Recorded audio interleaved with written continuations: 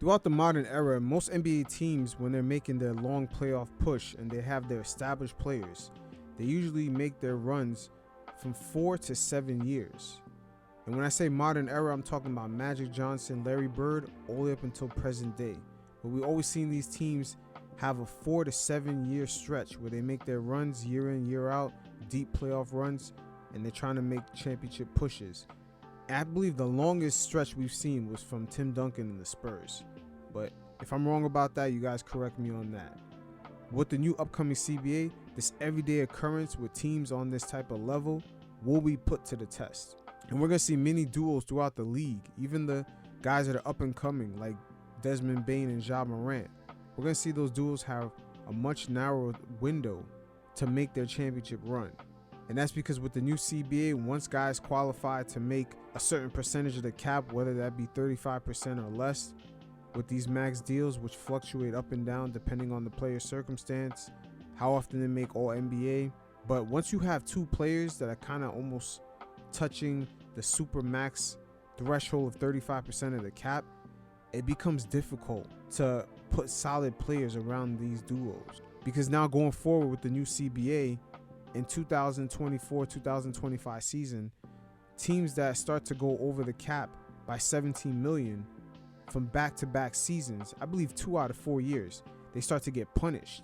So them actually maintaining their teams from year in, year out become much more difficult. Their first round picks end up going at the end of the first round automatically if they're over the cap by 17 million for 2 years in a row.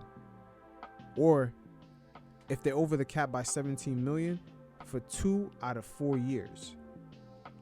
And that's not even the worst of it. If they stay over the cap, they're limited on using mid-level exceptions, whether to pick up players or for trades. Same thing for their first round picks. They're limited on how many first round picks they can get or send out in trades. And most importantly, they're limited to the type of contracts that they can trade for.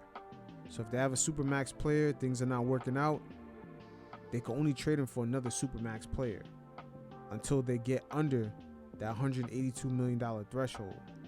So a lot of teams right now, present day, are going to be put to the test with this going forward from season to season. The Celtics with Jason Tatum and Brown, the Bucks, the Suns, Grizzlies, Nuggets, Clippers, and to somewhat degree the Lakers, but most definitely the Mavs.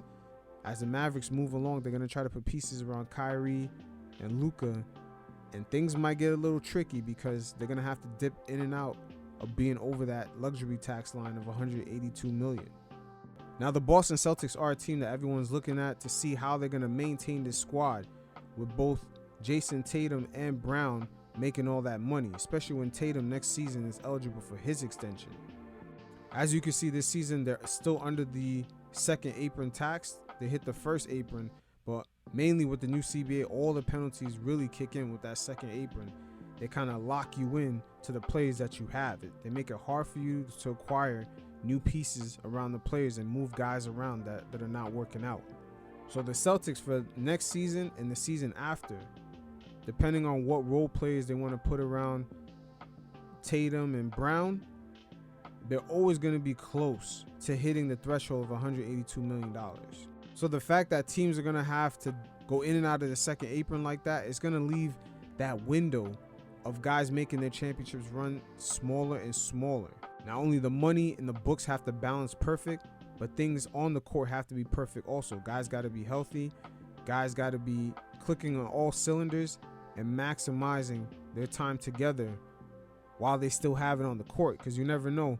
Maybe they might put a good role player around Jason Tatum and Brown for one season, and then he's eligible to get more money the next. And of course, they're not trying to dip into the second apron tax and get penalized with their draft picks and limited roster moves.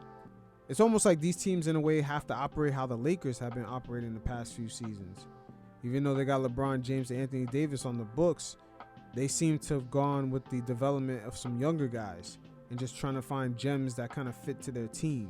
But the Lakers, if they could find maybe like a nice 3-and-D guy that can make about $20 million, that'll actually put them above the tax threshold in that second apron.